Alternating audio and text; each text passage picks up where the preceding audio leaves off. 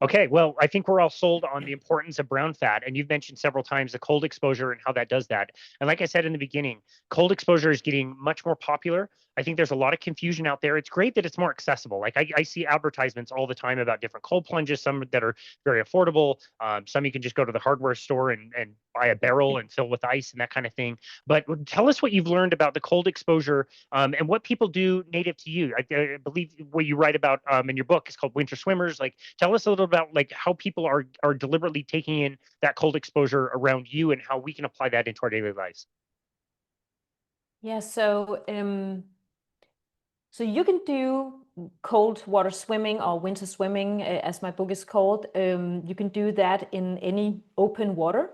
So it could be open sea, a lake, or wherever you can find some cold water, which is also clean. You have to check that. And you could do that in a barrel, as you just said. Or you can take a cold shower. So the most accessible to you would be fine. There is definitely a difference whether you're doing a cold shower or you are immersing your whole body into cold water.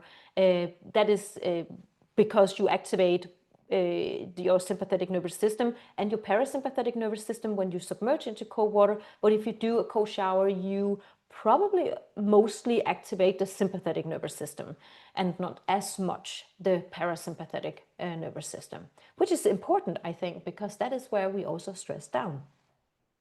Yeah, well, the thing I love about your work is most of us are thinking that if some is good, more is better. If I can get into a cold plunge at 50 degrees, it's going to be much better if I do 40 degrees. But what your work kind of does is shows us like what a minimal effective dosage is, and it helps make things a lot more accessible. Like a lot of people will say, like a cold shower is not going to do anything. It's not nearly as effective, and where that might be true, it still can be effective. So what have you learned through your research about how little cold exposure somebody needs, or the minutes they need based on your study, or the temperatures that people need to do? A lot of people that I know don't try this because they think they have to be in extremely cold temperatures for a really, really long time to generate that benefit.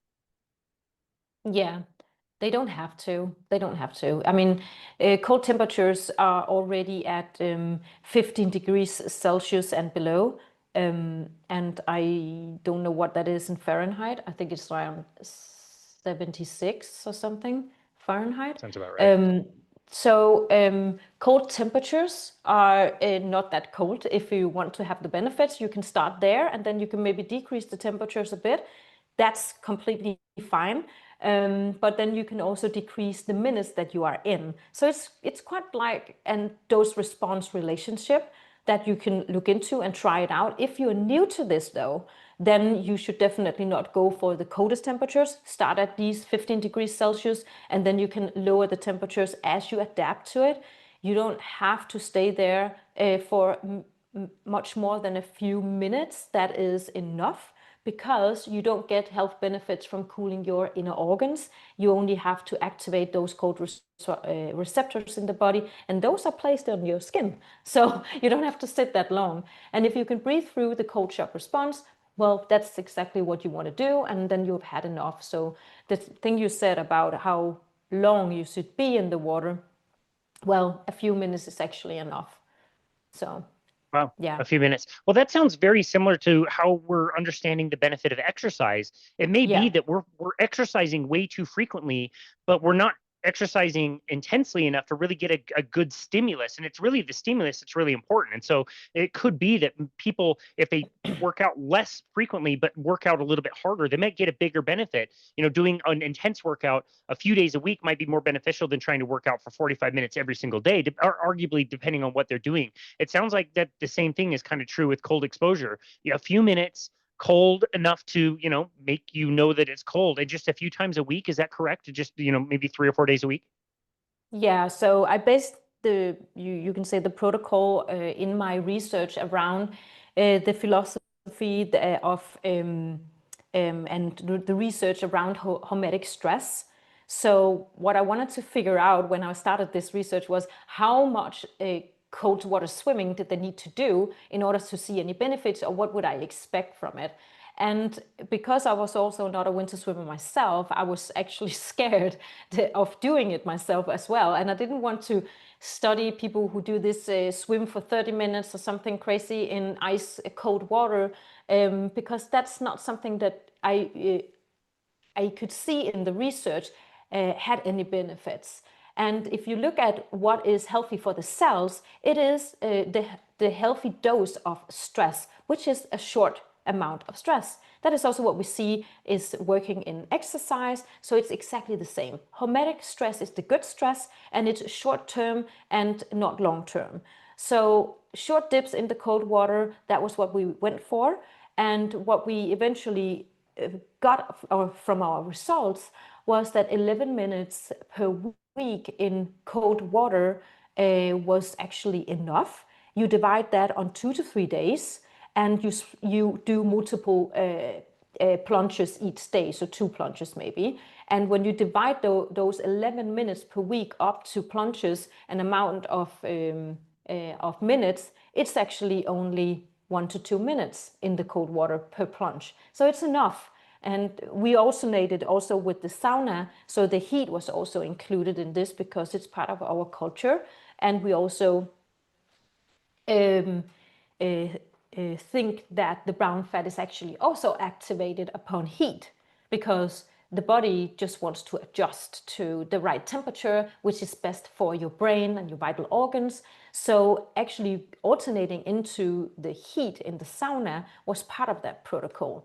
So I designed that based on a lot of field studies and stuff like that. I had to go out and watch what people actually do here.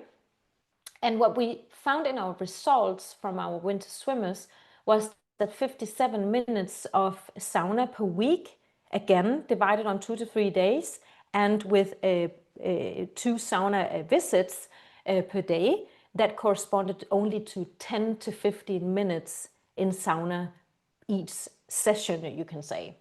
So it's not that long, and it doesn't have to be that long. It's enough to activate those heat shock proteins in the cells, which is repairing the cells, the enzymes and the proteins, and get rid of all those that don't work anymore. And that is keeping the cells strong, healthy, and young.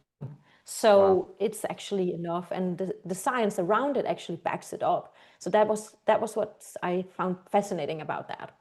That is so fascinating, and it's really approachable in that way. People don't need to be intimidated by this; they can access it. And I love how applicable you make that, or practical you make that. And just to reiterate, there is a point of diminishing returns, right? There's some point where, again, we're all thinking like some is good, more is better. If I do 4 days a week, it's not as good as doing 5 days a week or 6 days a week. There is a drop off point where it's really not going to continue to benefit you, at least to the same degree. It's going to diminish and probably drop off, and at some point, obviously, it's going to get harmful if you do way too much. But that 11 minutes is enough to get the response. And again, doing more is not necessarily linearly better.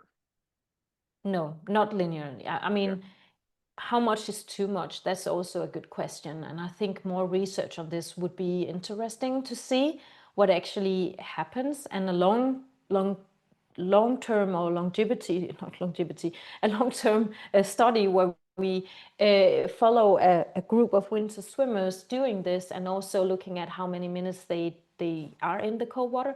That would be interesting on any of the more hardcore outcomes, just like we have the Finnish sauna cohort. This would be interesting too.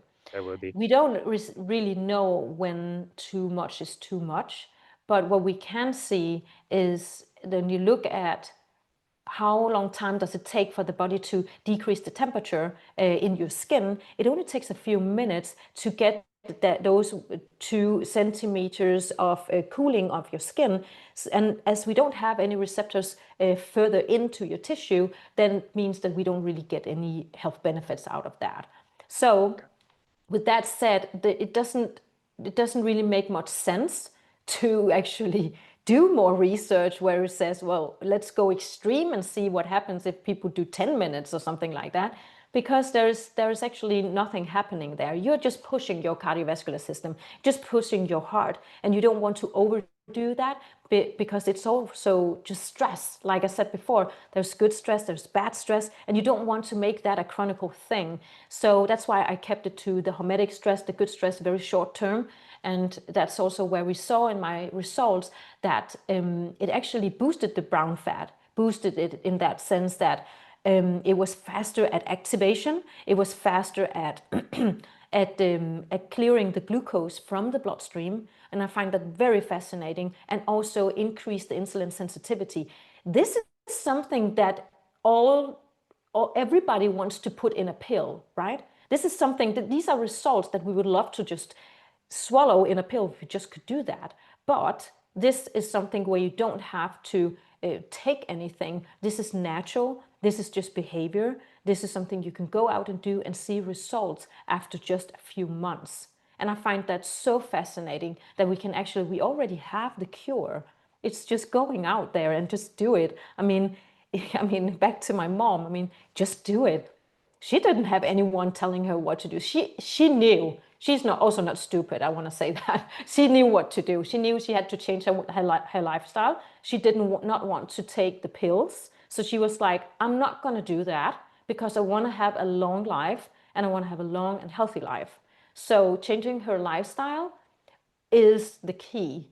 Changing the lifestyle to keep yourself healthy and lower that inflammation, that is something that people should do instead of taking pills.